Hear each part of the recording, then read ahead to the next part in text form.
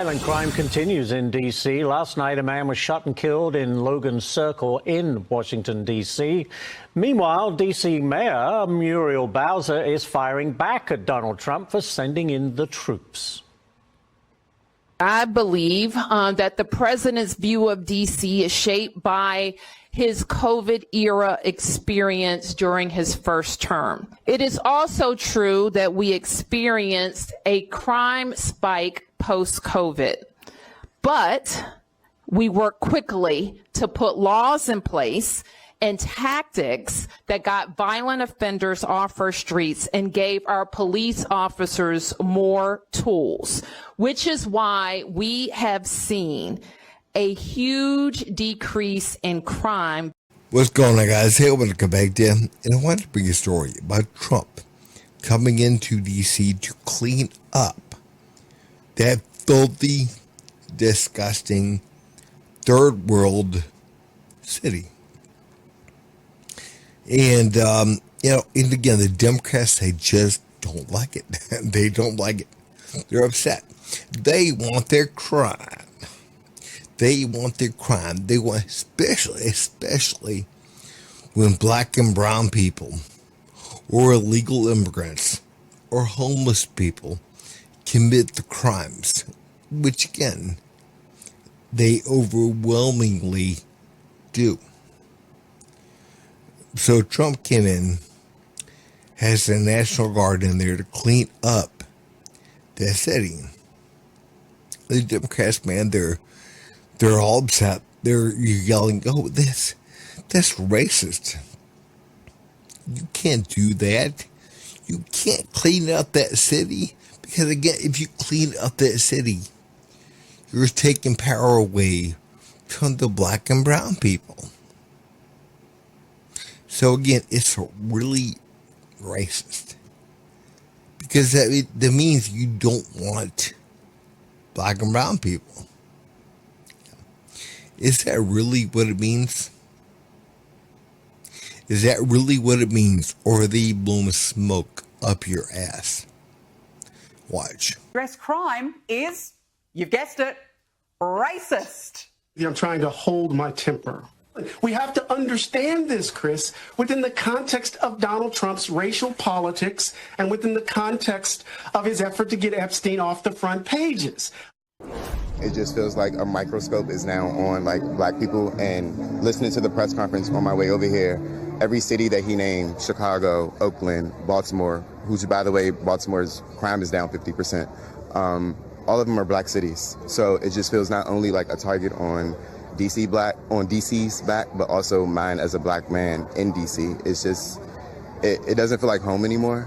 I was just texting my mom and my girlfriend like, yo, I think it may be time to like move out of DC because for one, I'm not wanted, and two, it's not safe. And I kind of was left speechless because it's just, this isn't home anymore. It doesn't feel like home anymore. Man, here's what gets me. The man said a mouthful. He said a mouthful, whether he knows it or not. Number one, people don't care if you're black or brown or whatever. They don't care. What they care about is if you commit crime. And if you commit crimes, they don't want you in this city. They don't want you. They want to clean up that area. So straighten up. But the fact of the matter is, you said they don't want black and brown people. They don't want you there. Maybe that says something about you. Do you commit crime? Again, we truly have to understand, black people commit the majority of crime in this country, the majority of all crime, even though they're 13% of the U.S. population. They commit the majority of crime. So again, especially in places like D.C., if you feel that you're under attack, because again, they're wanting to get rid of crime, then maybe you're the problem. Donald Trump, Rev, says he's actually making Washington, D.C. safer. Is that what's happening? Well, first of all, Donald Trump was sat in the White House several hours during January 6th while his followers were beating police officers, Capitol Police, and others, and never picked up the phone or picked up his Twitter and told them to stop. So you've got to deal with his record. His record is that if people are violent and disobey the law and assault law enforcement and are supportive of him, that's fine. But on some others that he claims are out of control, because the data says that crime and violent crime has gone down in Washington, he's going to send out the National Guard. Well, why didn't he send it out January 6th? This is clear politics. It's aimed at black mayors. It's aimed at also trying to take the Epstein case and the files off the front page. And it's drama that is at the expense of people. And it's sad. We're going to end up with stop and frisk in D.C. He will take it to other cities while they, at the same time, try to rob people of their proper districts according to the census in Texas, and will do it other. And guys, man, here we have Al Sharpton. We have Al Sharpton saying, crime has decreased. It's gone down. So why in the hell is Trump getting involved now with crime going down? Number one, crime has not gone down. It's gone up. But again, they've taken the data and they've manipulated the data. They've changed felonies into misdemeanors. So again, crime has not fallen. It's risen. But again, people get sharp on that. They don't care because he's not the one that deals with the crime. He and his family don't deal with the crime because guess what? They're rich. They don't deal with the crime. And he's paid to force propaganda down your throat. So again, the man doesn't care. The man does not care. And again, did Trump do anything about January 6th? Yeah. He told them, number one, to march peacefully on the Capitol. And he condemned the violence. But again, we have to understand the tapes from January 6th tell a little bit of a different story to what happened. If anyone is so inquisitive to find out. But again, the fact of the matter is, crime has gone up, not down. But again, they're not going to be honest with you, and they're not going to tell you the truth on this. I'm going to put up a clip of the police union chairman talking about this. Watch.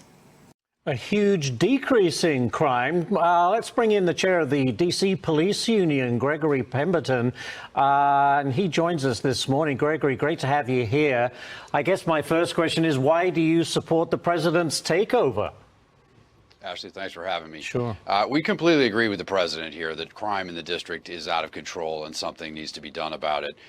This concept that crime is down is really an old trope. They're using statistics in a way that makes it appear that crime is going down, but our rank and file officers know that we're going call to call to call for armed carjacking, stabbings, robberies, shootings, homicides, and the crime isn't going anywhere. And so we welcome the assistance, and whether that's federal agents or the National Guard, we'll use it. We'll do whatever we can to get bad guys off the streets and try to keep citizens of the district safe. Our concern here is that this is a temporary measure. This is only going to last for 30 days, and then the feds and the National Guard will be on their way, and we'll be left holding the bag. Our agency right now is an authorized strength of 4,000 sworn officers, and we're currently sitting at 3,180 with more than 800 vacancies for the position of sworn police officer.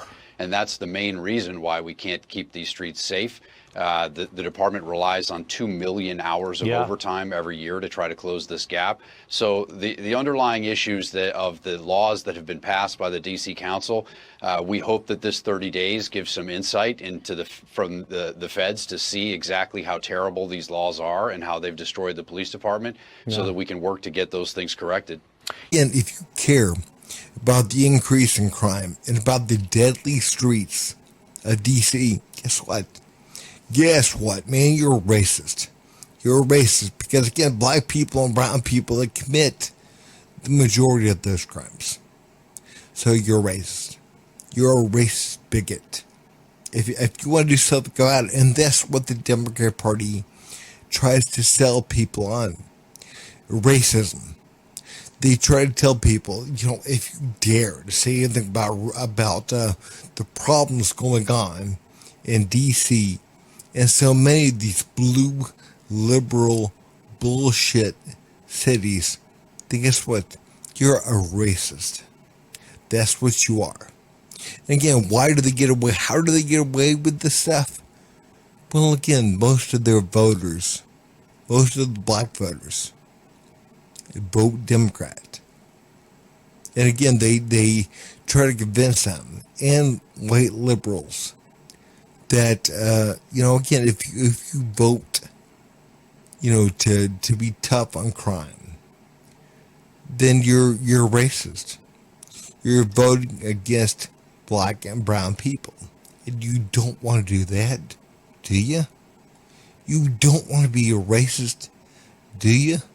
I mean, that's really what they say. That's what they're telling you. And again, man, most of the victims of these crimes are overwhelmingly black. But again, they also don't tell you that. Because again, they're trying to sell you on a narrative. You don't think more police make streets safer?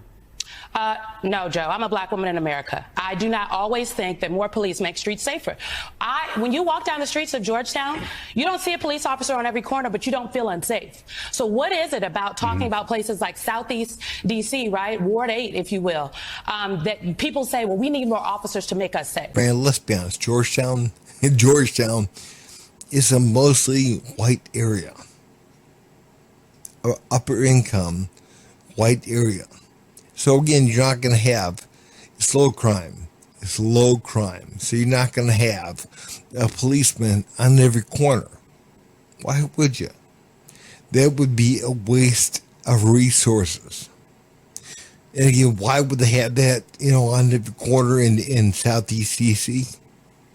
Because in the Southeast District of DC, again, crime.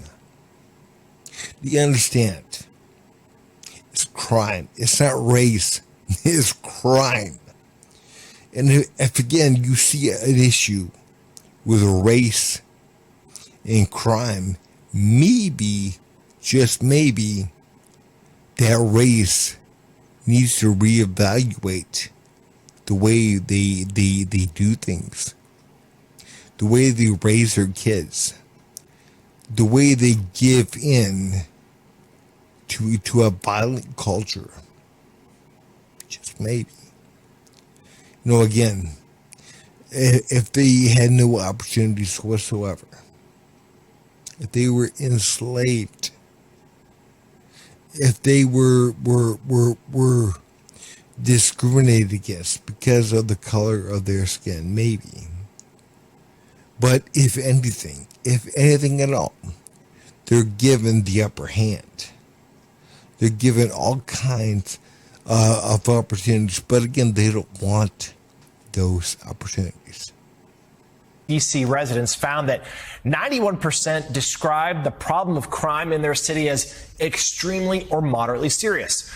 The paper also reports this, and I quote, "There are stark divides along lines of race and income in the poll, with black residents and lower income residents significantly more worried about crime than white residents and those with higher incomes." As they were last year, black women are among the most concerned, with 65% saying crime is a very or extremely serious issue, compared with 82% who said the same last year. And Simone, in your latest op-ed, which you wrote for MSNBC, carries this headline: Trump's brazen DC power grab feels personal, because it is. Tell us more. Well, look, I think that Donald Trump is deploying a very familiar playbook that has been used in the past, and he's just updating it, for cable news and social media. He's painting a distorted picture of urban chaos, questioning the competency of local Black leadership, and then he's pushing for federal intervention that strips away local control. I believe that Donald Trump is using the issue of juvenile crime in the District of Columbia. And I will just note, for the last 10 years that Mayor Bowser has been mayor, crime is constantly cited as the #1 issue when residents are polled. And so I have definitely not suggested that no one cares about crime. It's personal for me. I'm literally talking to you from my home in Washington, D.C. But the issue is that Trump is using this as a pretext, specifically the instances of juvenile crime, as a pretext for his authoritarian overreach. And because of the law in Washington, D.C., the fact that there is federal control over the District of Columbia in some regard, it makes it easier for him to do. But to be very clear, I think that the president has been very consistent. And when he says that next is Chicago, New York, LA, Oakland, again, all cities with Black mayors in states that have Democratic governors, I would note, I think people should take him seriously. And if he succeeds, he will have essentially overturned local elections and taken powers that have been given the leaders that frankly oppose him. And he's going to not stop in the blue cities, if you will, or with the Black mayors. It's a pretext for what he has long time said he wanted, which is the ability to send the military into the streets of America for what he deems to be an emergency or unrest. Guys, man, it's sad. It really is sad that they won't be honest. They won't tell you the truth. And again, man, it really shows you what's going on in the Democratic Party, that they won't be honest with you. Instead of doing their jobs to lower crime, to get rid of crime, to effectively get a handle on crime and make their city better, they would rather tell you that Trump wants to come in with a National Guard because he's a racist. He is a racist. That's why he wants to come in. It has nothing to do with anything else. It's race. So they would rather lie to you and manipulate the numbers than to actually do their job.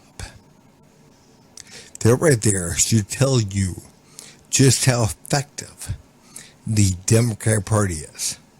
The only thing they're effective at is getting their followers to believe that everything is racist. And everything has to do with race. There's Trump. Trump doesn't like Black and brown mayors. Trump doesn't like Black and brown police chiefs. No.